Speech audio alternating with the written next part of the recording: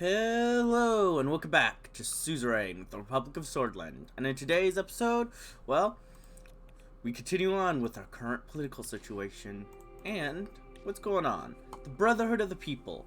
President Rain surprised the country with his attendance of the Europa anniversary. He joined the vigil along side Minson Leak on the day Swordland remembers Watani Artraf. He has delivered a heartfelt speech that resonated among the crowd. We hope that his words won't just stay as words. Long live Brotherhood of the People. To be fair, I've already made them not just words with what I've done. I walked to the White Room with a cup of coffee in my hand. My vice president had scheduled a meeting on the current political situation. I opened the door and entered the room. Lucian immediately stood up. Good morning, sir. Good morning. I wanted to provide you some quick updates on the current political situation. He pulled out a few documents from a briefcase and laid them on the table. As you know, I've been working on improving our public image. However, there's a decision that needs to be made.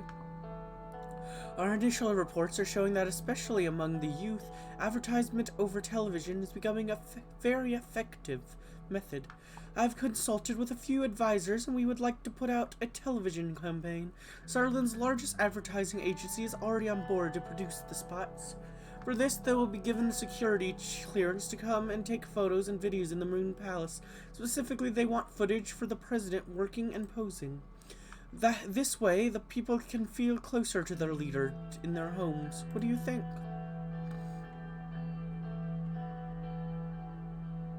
It's a good plan. Let's do it.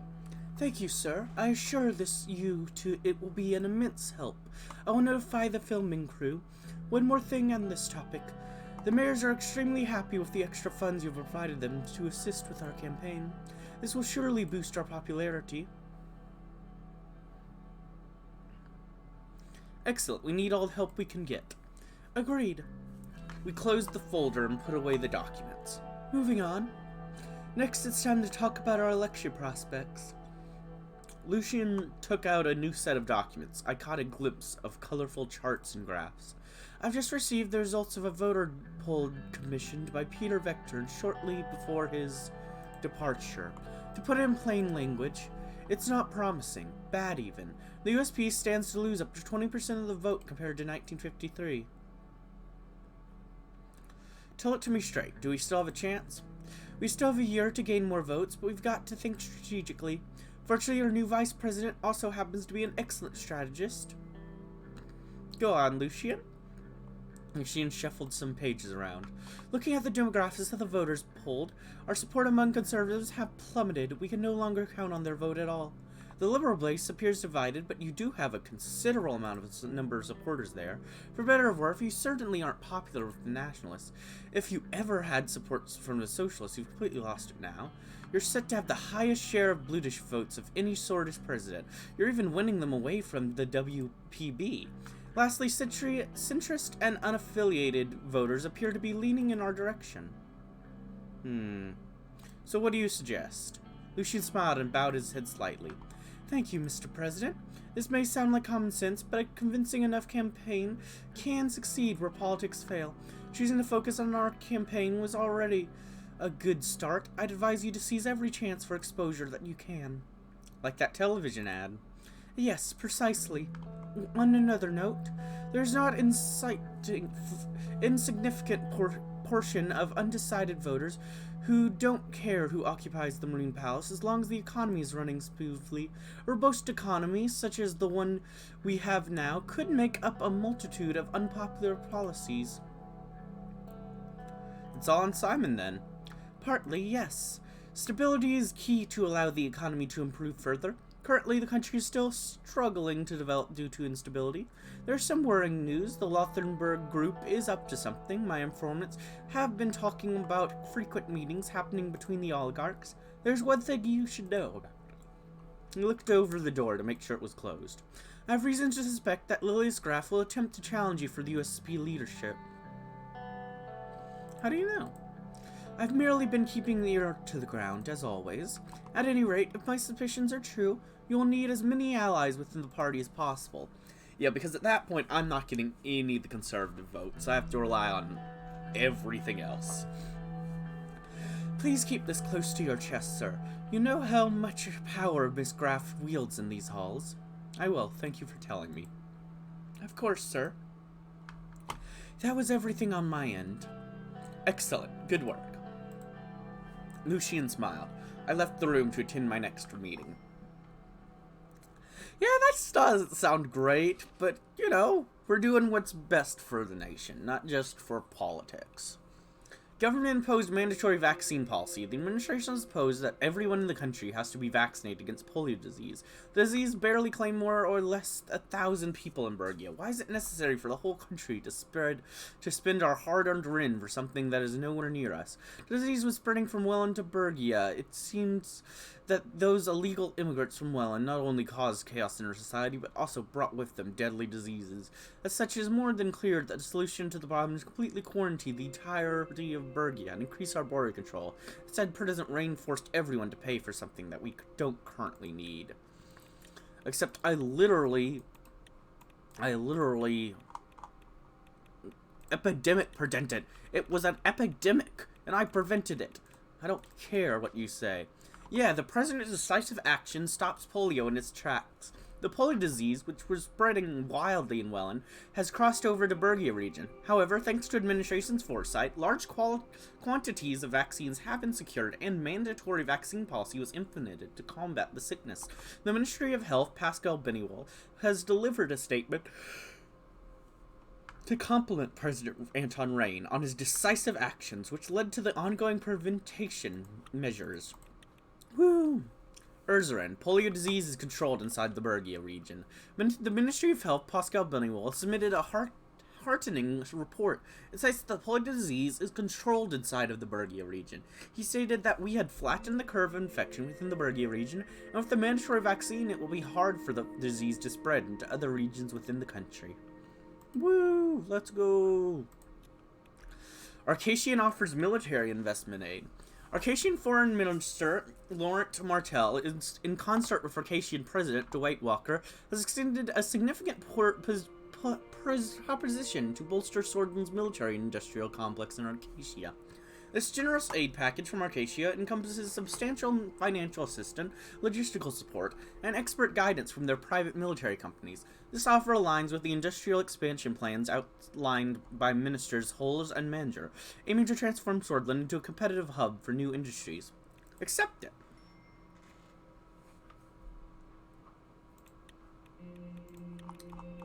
Swordish military industry. Swordland has established a new military industry to manufacture and supply the country's armed forces with necessary equipment. This move is aimed at reducing the country's dependence on foreign suppliers and increasing self-sufficiency in the production of military hardware. The industry has the potential to boost the country's economy by creating jobs and promoting technology transfer. Except we're doing it by getting support. But, you know, if it works, it works. The military industry expansion program aims to bolster the defense sector by providing financial support of 10,500 Swordish Red per person to entrepreneurs and military manufacturers. Alongside monetary assistance, comprehensive support will be extended, including training, materials, manpower, and reimbursement of up to 70% of equipment costs. This program intends to enhance domestic military capabilities, promote technological advancements, and foster a robust defense industry that aligns with national security objectives. Man, I think Arcatia really is just expecting us to join them at this rate. Or join their alliance, I mean. Military industry grows, bolstered by Arcatian investment. Anrica is witnessing a steady growth in its military industry, thanks to Arcatian investments and guidance from private military companies. This influx of foreign capital and expertise has significantly boosted the sector. Positioning Anrica as a growing hub for military industrial output, self-sufficiency and military protection will help Swordland to deter regional rivals. Anrica Resurgence. Arcatian aid fortifies Swordland's defense industry. Arcasia's substantial aid package, championed by Foreign Minister Laurent Martel and President Dwight Walker, promises a significant boost to Anrica and national defense industry.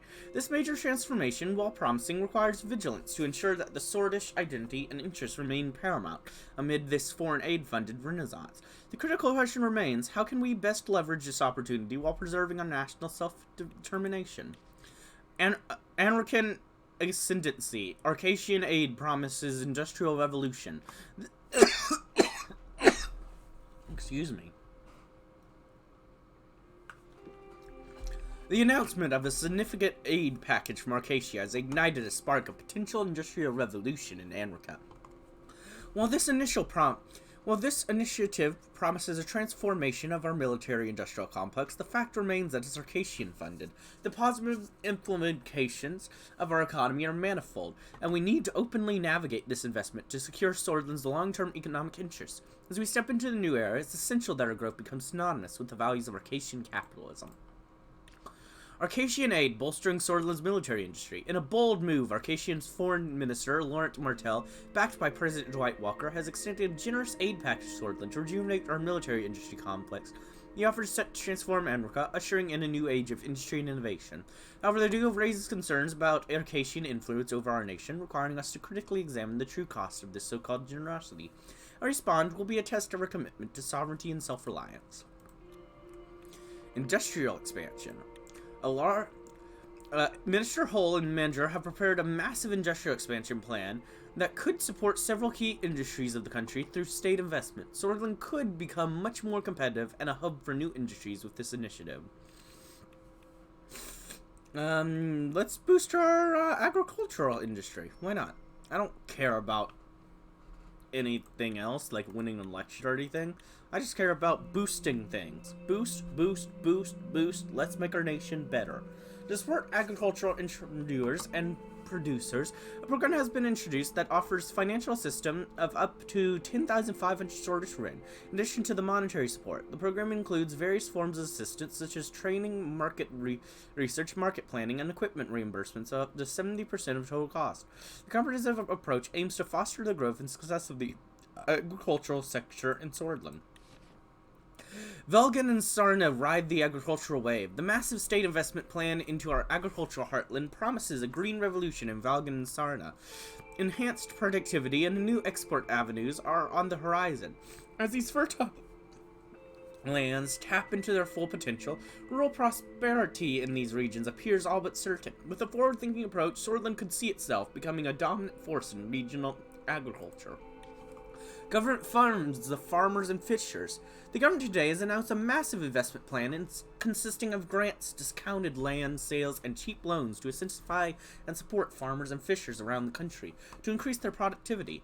The news was welcomed by many as a helping hand, especially by agricultural voters who had been hit by the recession hard. The initiative, which is one of the largest the country has ever seen since the 1930s, is expected to increase agricultural production and export to neighboring countries.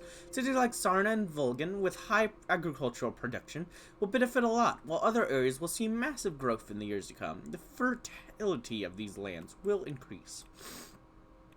Sordish government spurs growth in Velgen agriculture. Substantial investments from the Sordish government are driving a major expansion of the agricultural industry in Velgen and Sarna. The surge of domestic funding is facilitating the adoption of modern farming techniques and equipment, substantially boosting production capabilities. This board is not only promoting economic growth in these regions, but also enhancing Sordland's food security and self-reliance. Communication breakdown in military. Fears and speculation of potential military action have begun to stir unease. In an unsettling turn of events, a significant communication breakdown within the military's upper echelons and the administration has come to light. Regular reports of the Moon Palace are not conducted adequately, and sometimes there is no response at all from the generals. Fears and speculation about this have arisen. 1927, never again. That's concerning. Continue. Chapter 4, Checkmate. Alright, here we are.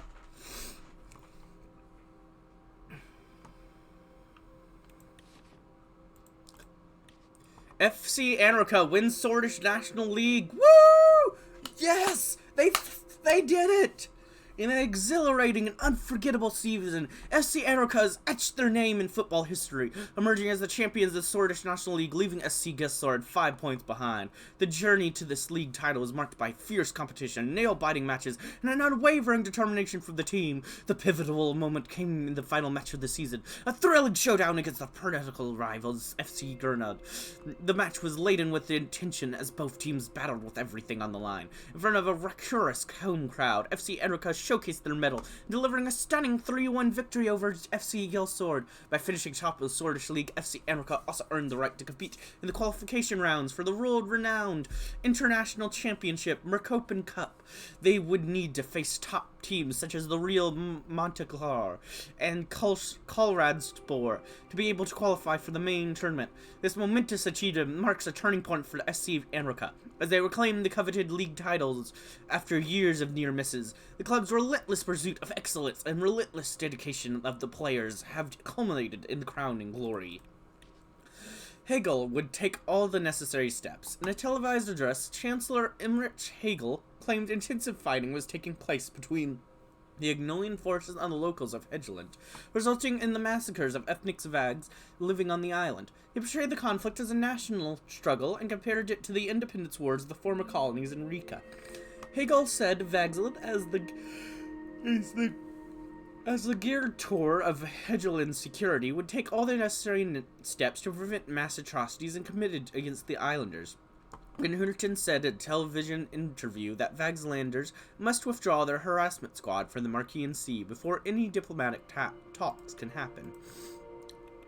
Osord Protect Women Acts.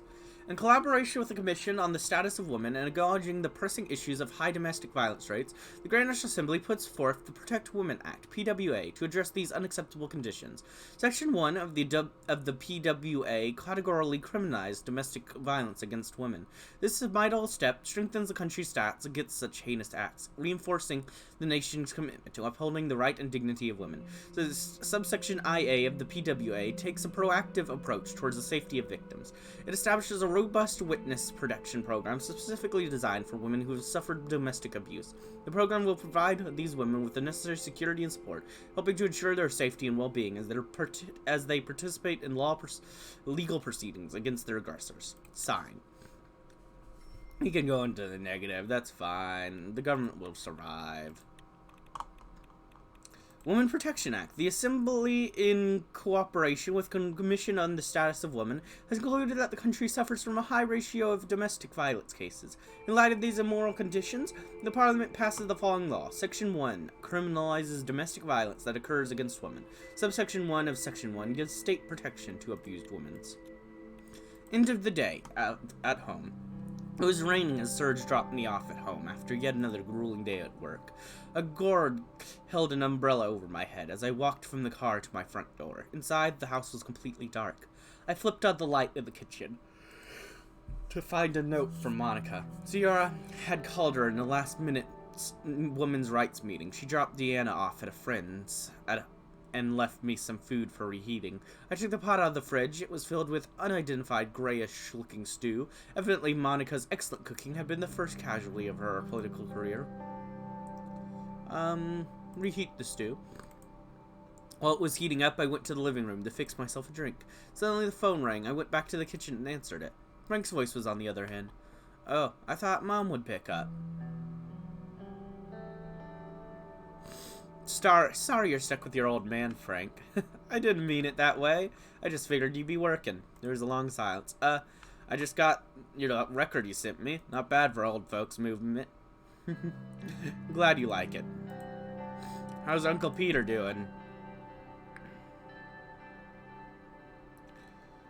I haven't heard from him since the press conference. Okay, it's so messed up what he did. Some of the profs here are hoping you would hire a VP to push you closer to Maoism. Well, the cabinet chooses the cabinets, Frank. I didn't have too many choices. Picking up any useful ideas over there? I mean, they're obviously doing something right, but I'm aware that you disagree. You've ever paid You never paid attention to my politics back home. Yeah, well, people change. My head's been stuffed with sordid propaganda since the day I was born. Right now I feel like I'm thinking clearly for the first time.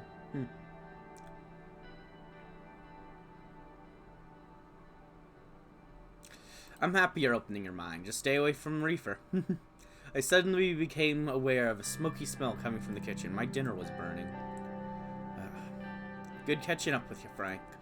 Yeah, okay. Bye, Dad. We both hung up. I raced to the stove and turned off the burner. The bottom of the pot was charred, but part of the mystery stew was still salvageable. I ate alone by flickering light of the television, wondering when Monica and Deanna would get home.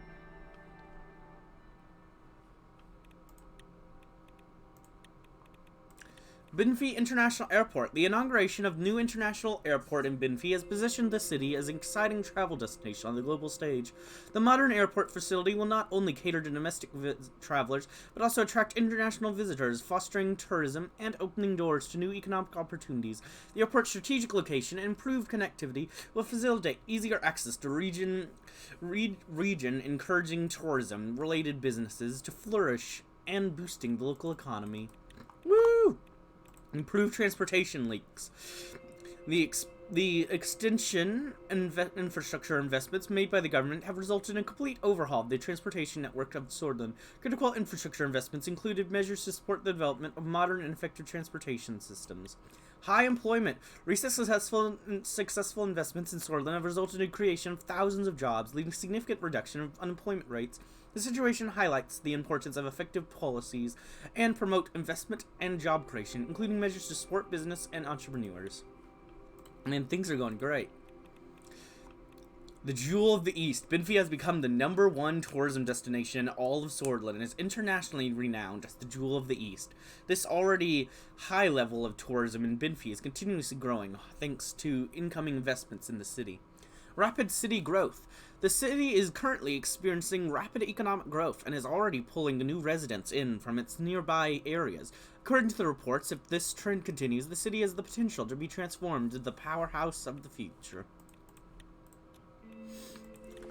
Low investment synergy reported. The synergy between various investments across sectors remains low. A lack of alignment and coordination in investment strategies leading to suboptimal results of economic progress.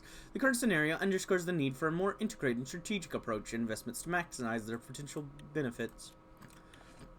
International Airport opens. The Benfey International Airport has opened to international flight traffic. Swedish Airlines is now flying to 21 destinations worldwide and already welcomed the first dozen long-range flight travelers. The country is well connected to international travel, and the project has been regarded as a success by the mayor of Benfey.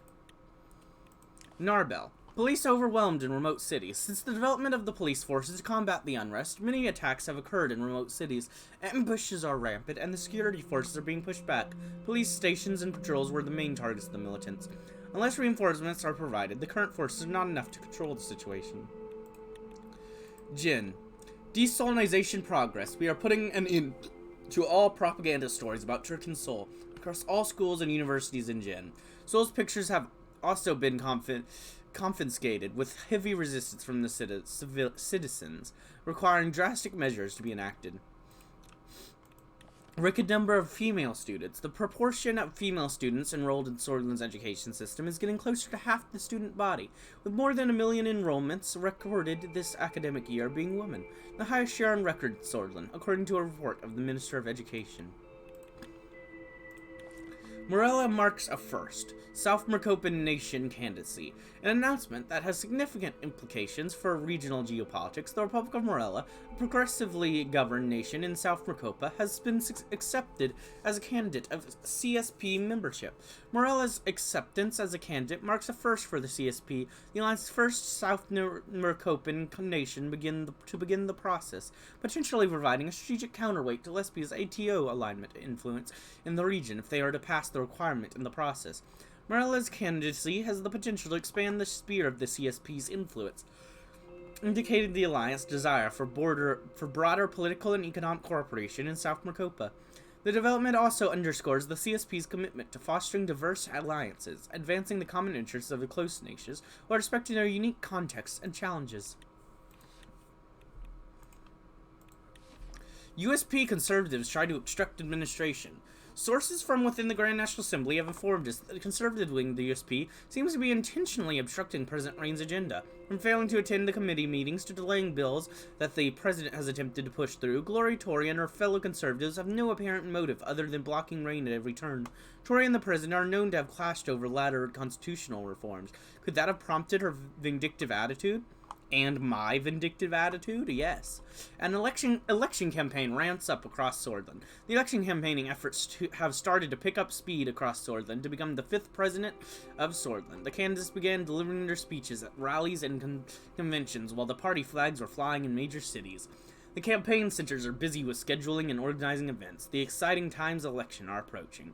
In the majority of the cities, USP appears to be the most prominent, whereas PFJP follows behind, along with the NFP. It will be thrilling to see the presidential race renew, once again, for the fast-approaching elections. Former VP steps back from public life. Former Vice President Peter Vectorn has not been seen in public in many months since his affair with the Rumburgian spy was made public. President Rain quickly ousted the VP from his party once the affair was discovered and replaced him with his new VP. Vectorn reportedly left Holsard for a change of scenery following the scandal, but those still close to the former VP claim they have not been able to reach him. The Jewel City will illuminate every corner of the world. The cityscape of Benfey, often referred to as the Jewel of Swordland, has been enriched by completion of a cutting-edge international airport. This addition is expected to further consolidate Benfey's standing as a leading tourism hotspot, propelling it into the global stage. The city's vibrant ambience is now being enhanced by a diverse influx of artists, musicians, actors, and tourists, injecting a dynamic boost of the local economy in the wider Grooney region. The mayor of Benfey, expressing profound gratitude towards the administration, envisions the transformative impact of the new airport. In his statement, he declared, "With this avant-garde airport, the dazzling light of our jewel city is set to reach every corner of the globe, rivaling and potentially surpassing the appeal of cities like Falanco and San Verlone in Lesbia." To commemorate the airport's grand opening, the city hosted a special dance festival named the Glistening Jewel, underscoring the celebratory spirit infused in Benfey's residents and its future prospects. Human Dignity Bill. The Human Dignity Bill, HDB, is set before the Assembly to address an unintended consequence of the 1923 Legal Transaction Act.